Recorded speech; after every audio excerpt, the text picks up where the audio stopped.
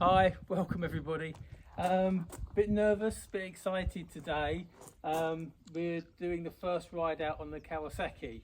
It's been off the road for almost a year. We have had some mishaps, some misfortune, no bodging this time, on fixing quite a nasty oil leak on the head gasket, and fixing some rattly cams as well. We're going out for a ride to Saint-Pons-de-Termier for a festival of two wheels. We're with Claire on her Ducati, and we'll be meeting Chris, Bob and Paul later. Look after the house while we're out, Aki.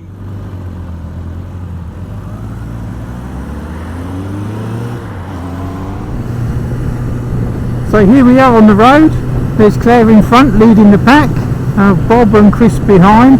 Now we're going to go and pick up Paul and head off to our destination. It's a Saturday today, so there's a little bit more traffic on the road than we're used to. Approaching Carcassonne, and Claire's going to give it the beans.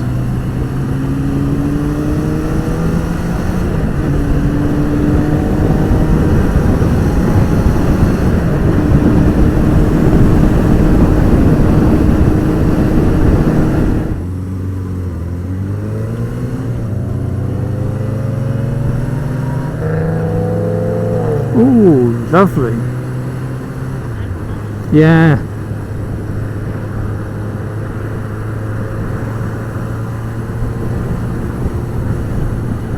On YouTube, if you think I'm talking to myself, I've got an intercom on so I can hear Claire in my ears. So I'm just replying to her.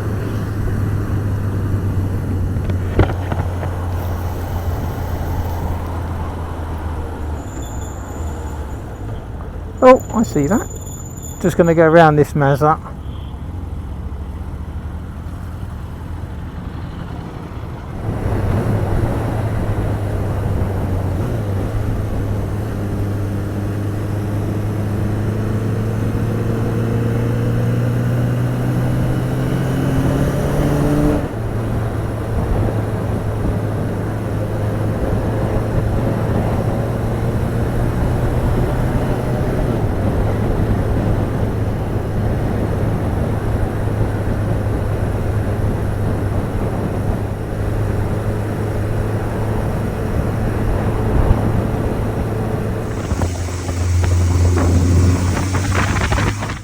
So there's this thing in France called priority à droit, and it's prevalent in towns and villages.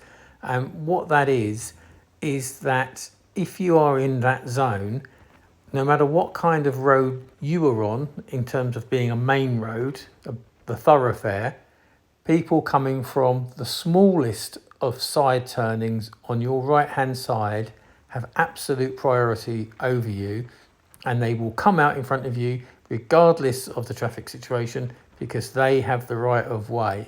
The problem with this is that it is not universal, so not every town or every village operates this rule.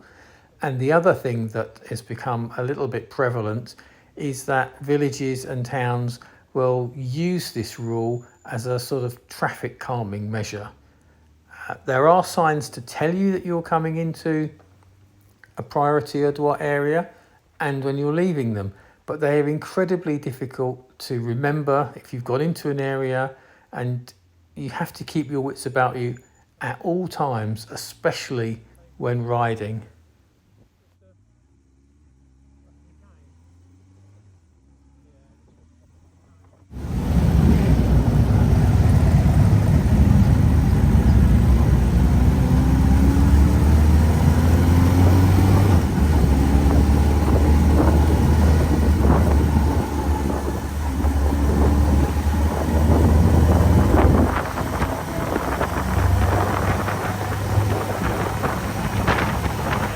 Je vous conseille de bien regarder la roue avant. C'est parti.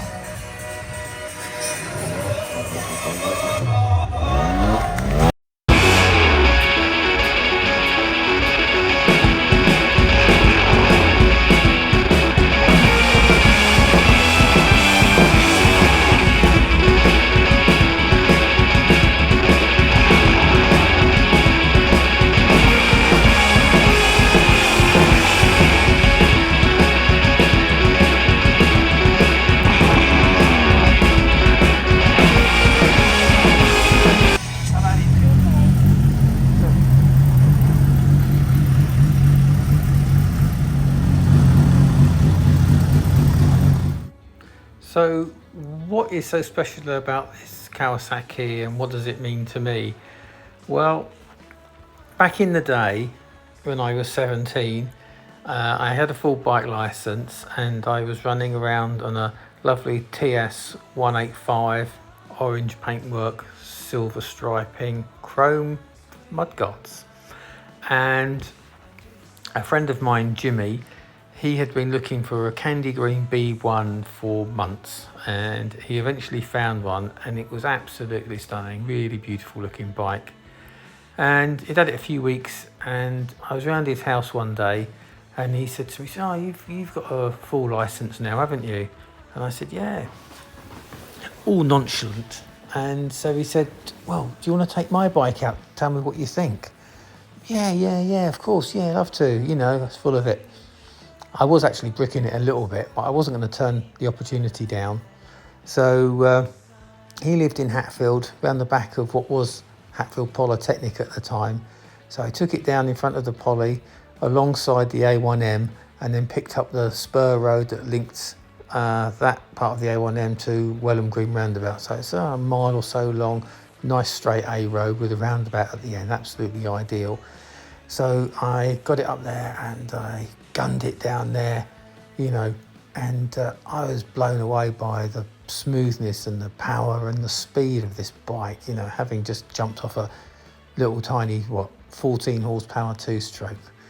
Anyway, I gunned it down this road, approached the roundabout way too fast, on the brakes, hard as you like, starting to get a little bit confused with the gearing, not really paying too much attention to the traffic. I just wanted to get this thing stopped and round the first exit of the roundabout. Managed to do that, may have been hooted at, not quite sure, and I really had frightened myself with it.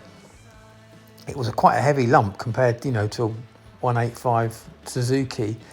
So I decided that the best thing to do would be to ride it quite quickly and keep it basically upright and pointing in a straight line, and try to avoid bends, roundabouts and other road users. And I got it back to Jim's, and was very cool about it. And it was heavy, you know, and I wasn't used to it. Nearly dropped it off the side stand. And "Oh yeah, Jim, you know, lovely bike, you know, I can see why you wanted one," and all of that sort of thing. I don't think he ever knew just how close he came to start having to looking for a replacement. So that's why the B1 in this colour combo is special to me, because it was really the first proper size bike that I had ever ridden, ever piloted. I was just blown away by it. I just love the analog clocks on the front. You know, you can appreciate, you know, the workmanship that's gone into building these things. And when this particular one came up for sale a few years ago, I decided that, yeah, let's go for it. Let's see if it is the bike that I remember. And it is. It's absolutely fantastic, and I love riding it.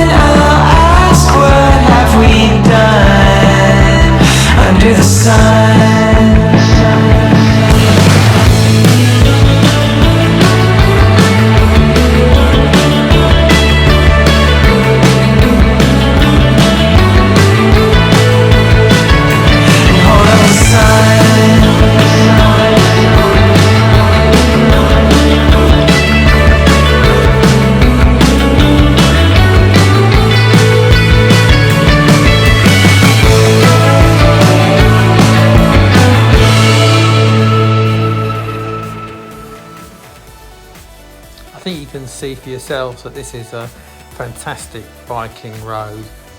Like I said earlier, you know, it's Saturday, busy day, and what do? I actually overtook a couple of cars on that route, one of which I kept into the recording. But just a word really for people that are on this route. It's hugely popular with bikers, and they are getting quite strict with the speed. And like we just saw that little roadblock thing, that whether the local residents have put that together or the mayor from the village, just to try and slow bikes in particular down as they come into the village. There were no speed cameras yet on this road. There have been 1 or 2 fatalities. It's quite renowned for that.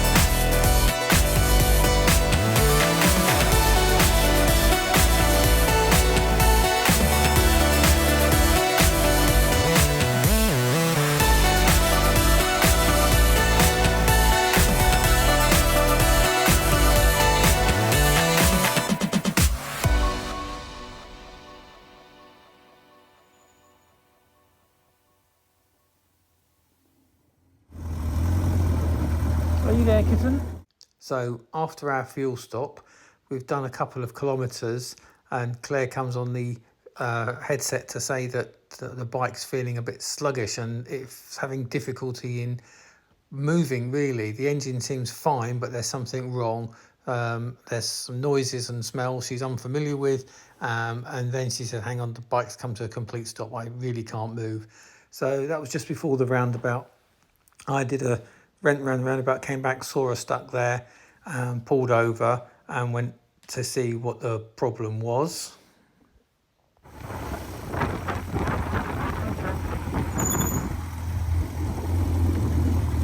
Oh yeah, it does look a little hot. Yeah.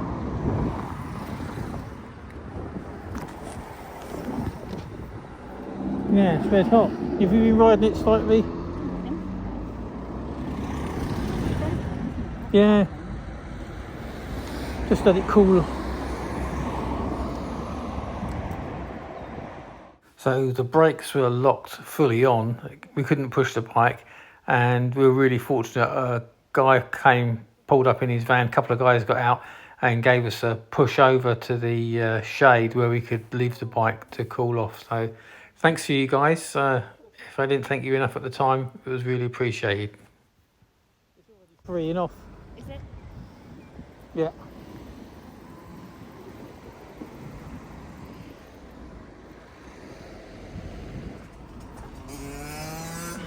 that's freeing off already.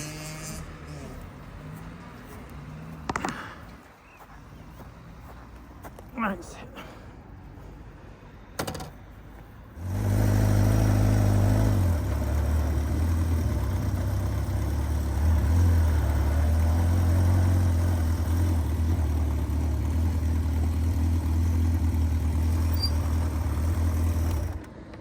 Hello, hello. There's a good boy. As you saw in the video, we did have a little bit of a problem, minor breakdown. It appears that the front brake just overheated and bound up completely, to the degree where the front wheel wouldn't roll at all. I didn't mean to be rude to Claire when I said, have you been riding the brakes on the ride? We all sometimes, especially in traffic, ride with a finger on the brake lever just in case. She hadn't, and the only thing that we can put it down to is heat soak, because we stopped for fuel, and a kilometre or so later the brakes just got hot. Claire came over the intercom to say, look, there's a problem, I can hear a strange noise, the bike seems to be down on power, it just won't seem to push through. And then eventually it got so bad that the brakes bound up completely and she came to a stop. And as you could see, we had to get some help from two guys that stopped in the van and just enabled us to push the bike into the shade. And it started to free up straight away, really. We left it 10 minutes and it was fine. And we came back quite slowly, quite gingerly, and it's absolutely fine. So I've wheeled the bike around. The disc seems to be fine, doesn't seem to be warped, but I will be changing the brake fluid as an absolute minimum. Now, looking at the Kawasaki, I am delighted. It ran beautifully. There is no sign of the oil leak that we had here on the cylinder head. It was powerful, it was smooth. I absolutely loved every minute of today's ride out. So what I'll do is, I did take some video of the engine stripped down and rebuild, and I'll post those here on the channel. Please don't expect top quality types of videos, certainly not at the moment.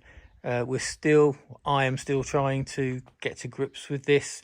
I'm just shooting it on my phone, and I use the mic that comes with the phone, you know, the standard stuff in the box. We will look to get some better equipment because, as I said, the mic dropped from where we'd sellotaped it into the helmet, and then we just picked up nothing but wind noise on a lot of the ride today. Well, excuse the crash helmet styled hair there.